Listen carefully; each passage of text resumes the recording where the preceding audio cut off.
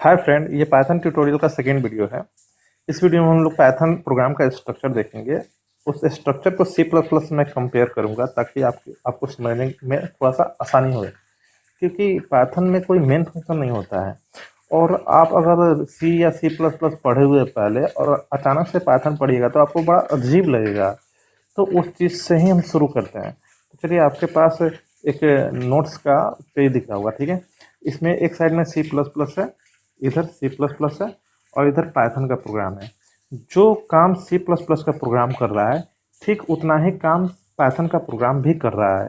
बस कोड थोड़ा सा देखिए कहाँ कहाँ अंतर हो रहा है। सबसे पहले ये मेन फंक्शन हो गया, देखिए यहाँ पे लिखा हुआ है मेन फंक्शन। तो सी प्लस प्लस में मेन फंक्शन होता है, जो भी आपको काम करना होता है वो मेन फंक्शन के आप अंदर करते हैं, ठीक है। तो मेन फंक्शन में अगर आप कुछ प्रिंट वगैरह करते हैं तो उसके लिए आपको iostream.h लगाना पड़ता है, मतलब उसको इंक्लूड करना पड़ता है। तो कुछ इस तरह का भी दिखता है। सी प्लस प्लस प्रोग्राम अगर आप बनाते हैं तो उसको सेव करते हैं CPP एक्सटेंशन के साथ। फाइल का नाम कुछ भी हो सकता है, CPP एक्सटेंशन आपको लगाना है। अब आइए पाइथन पे। ठीक यही काम पाइथन में हो रहा है। पहले काम क्या हो रहा है उस चीज़ को समझ लीजिए।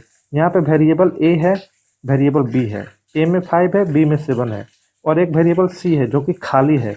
और ए बी को जोड़ के सी में डाल दिया जा रहा है और सी को प्रिंट कर दे रहे हैं। तो आउटपुट में आपका क्या मिल जाएगा? 12। अब इतना ही काम करने के लिए देखिए पाइथन में क्या लिखना है आपको। ये वेरिएबल है जिसमें 5 डाला जा रहा है, बी वेरिएबल है जिसमें 7 डाला जा रहा है, सी वेरिएबल है जिसमें ए प्लस बी करके डाल दिया जा रहा है, और प्रिंट फंक्शन का यूज करके सी को प्रिंट कर दिया जा रहा है। तो यहाँ पे भी आउटपुट के तौर पे क्या आ जाएगा? 12। अब बात समझिए, यहाँ पे आप वेरिएबल बनाए हैं, वेरिएबल डिक्लेयर किए हैं, तो डाटा टाइप का आपने यूज किया है। यहाँ किसी तरह का डाटा टाइप नहीं यूज करना होता है, ठीक है। बस वेरिएबल का नाम दीजिए, उसमें कुछ वैल्यू असाइन कर दीजिए, वेरिएबल बन गया और वेरिएबल में डाटा भी चला गया, ठीक है।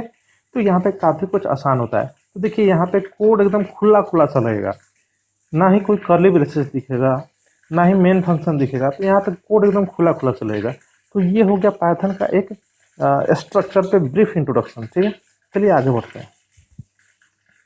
तो अब मैं इसे क्या करता हूँ, मिटा देता हूँ, ठीक है। ये देखिए थोड़ा सा ये नोट्स है, रफली नोट किया हुआ है, तो उतना कलरफुल नोट नहीं है, लेकिन ये बहुत प्रिसाइज मैनर में बनाया गया नोट्स है, पॉइंट टू पॉइंट जितना आपको चाहिए ठीक वही सब इसमें लिखा हुआ है। अब भैया नेक्स्ट में अब क्या करना है, हम लोग को देखना है कि पाइथन का प्रोग्राम बनाने के लिए हमें क्या करना है। तो Python programming mode, Python programming mode मतलब पाइथन का प्रोग्रामिंग आप यहाँ दो तरीके से कर सकते हैं। पहला तरीका है इंटरेक्टिव मोड, दूसरा तरीका है स्क्रिप्टिंग मोड, ठीक है। देखिए तो जो इंटरेक्टिव मोड है ना, इसमें एक एक लाइन का कोड को एग्जीक्यूट करते हैं हम लोग। तो उस चीज़ को यहाँ पे लिखा है कि ओनली वन सिंगल स्टेटमेंट को आप यहाँ पे एग्जीक्यूट कर सकते हैं एक बार में। लेकिन स्क्रिप्टिंग मोड में आप पूरा का पूरा प्रोग्राम टाइप कर सकते हैं, मतलब कंप्लीट प्रोग्राम अगर आपको लिखना पड़े तो आप स्क्रिप्टिंग मोड में ही जाइएगा। लेकिन एक एक लाइन के प्रोग्राम को अगर एग्जीक्यूट करना हो, जैसे कि ए प्लस बी कितना वैल्यू निकल के आ रहा है, तो ये एक लाइन का स्टेटमेंट हो गया। प्रिंट हेलो, तो ये एक लाइन का स्टेटमेंट हो गया। तो ऐसे ऐसे अगर छोटे छोटे कोड को रन कराना है एक एक लाइन का, तो आप इसे प्रीफर कर सकते हैं। तो इंटरेक्टिव मोड जब आप खोलिएगा तो उसका विंडो आपको कुछ इस तरह से दिखेगा, ठीक है। जूम कर देते हैं, इसका विंडो आपको कुछ इस तरह से दिखेगा। यहाँ पे ये जो दिख रहा है ऐसे है, ऐसे है। तो इस चीज़ को हम लोग बोलते हैं पाइथन सेल प्रॉम्प्ट। याद कर लीजिए इस नाम को, पाइथन सेल प्रॉम्प्ट। अब यहाँ पे अगर लिखते हैं आप प्रिंट हेलो, और इसे सिंगल कोट में देना होगा आपको, और एंटर मार देते हैं, एंटर की, तो ये रन कर जाएगा और हेलो आपको आउटपुट नीचे दिख जाएगा। बस जो भी इंटरेक्टिव मोड है ना, उसमें एक लाइन का कोड एक बार में एग्जीक्यूट किया जाता है। चलिए, तो क्या होता है इंटरेक्टिव मोड, क्या होता है स्क्रिप्टिंग मोड, समझिए। स्क्रिप्टिंग मोड जो है, इसमें आपको पूरा कंप्लीट प्रोग्राम लिखना होता है, ठीक है। तो प्रोग्राम आप 2 लाइन का लिखिए, या 10 लाइन का लिखिए, या 20 लाइन का लिखिए, आप पर डिपेंड करता है। और उस पूरे प्रोग्राम को आप सेव कीजिएगा कोई नाम दे के, और फिर आप उसे रन कराइएगा। रन बटन को प्रेस करके या F5 प्रेस करके, तो वो रन हो जाएगा, ठीक है। चलिए अब बात आती है आगे, पाइथन का अगर वर्जन चेक करना हो तो आपको क्या करना है। तो एक छोटा सा कोड है, आप उसको यूज कीजिएगा। sys डॉट वर्जन, ये आप लिखिएगा ना तो ये आपको वर्जन बता देगा। तो इसको आप प्रिंट में डालिएगा और ऐसे आप लिखिएगा तो ये वर्जन प्रिंट कर देगा। लेकिन यहाँ पे sys एक मॉड्यूल को आप यूज कर रहे हैं, ठीक है। तो sys एक मॉड्यूल है जो बना बनाया है, जो लाइब्रेरी में रखा हुआ है।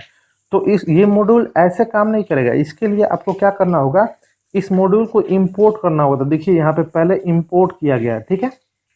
तो यहाँ पे लिखा हुआ है ये इंपोर्ट हैश इंक्लूड की तरह काम करता है। जो सी लैंग्वेज या C++ कैसे हम लोग हैश इंक्लूड करते हैं, तो यहाँ पे तो हैश इंक्लूड कुछ है नहीं। तो यहाँ पे आपको क्या करना होगा, हैश इंक्लूड तो यूज करना नहीं होगा। तो यहाँ पे डायरेक्टली लिखना होगा इंपोर्ट, लिखना होगा इंपोर्ट और फिर लिखना होगा sys।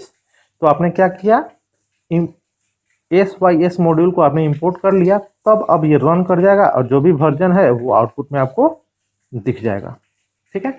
तो ये कभी कभी इस पे क्वेश्चन 1 नंबर का आपको मिल जाता है कि वर्जन चेक करने के लिए आपको क्या करना होता है। तो याद रखिएगा sys डॉट वर्जन, वर्जन कोई फंक्शन नहीं है। देखिए यहाँ पे वर्जन फंक्शन नहीं है, वर्जन जस्ट एक वेरिएबल की तरह है। चलिए आगे बढ़ते हैं।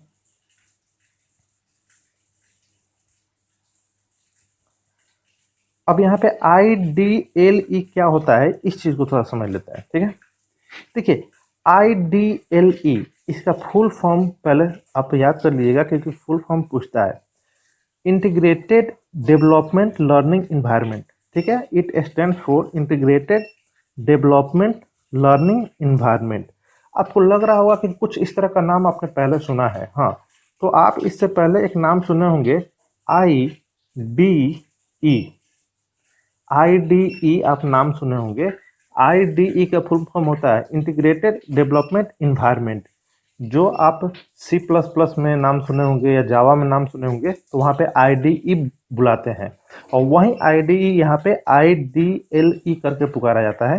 तो जावा, जब भी आप पाइथन का प्रोग्राम रन कराइएगा तो उसके लिए आपको IDE डाउनलोड करना होगा, तब जाके इसी में जावा का पाइथन का प्रोग्राम आप रन करा सकते हैं। और भी IDE है मार्केट में, जैसे कि पाइचाम सुने होंगे और एनाकोंडा सुने होंगे, वो सब भी है। लेकिन ये बेसिक लेवल का है, ठीक है। चलिए, तो इसी में आपको क्या करना होगा, प्रोग्राम टाइप करना होगा। मतलब IDLE में ही आप प्रोग्राम को अपना राइट कीजिएगा, मतलब टाइप कीजिएगा और यहीं पे रन कराइएगा, आपको आउटपुट यहीं पे दिखेगा, ठीक है। अब यहाँ पे जो भी आप प्रोग्राम टाइप कीजिएगा उसको सेव कीजिएगा, तो .py एक्सटेंशन लगा के सेव कीजिएगा। तो कभी कभी पूछ लेता है कि पाइथन प्रोग्राम का एक्सटेंशन क्या होता है, तो .py होता है, ठीक है। तो चलिए इस वीडियो को यहीं खत्म करते हैं, मिलते हैं नेक्स्ट वीडियो में कुछ और कॉन्सेप्ट लेकर। तब तक के लिए बाय बाय।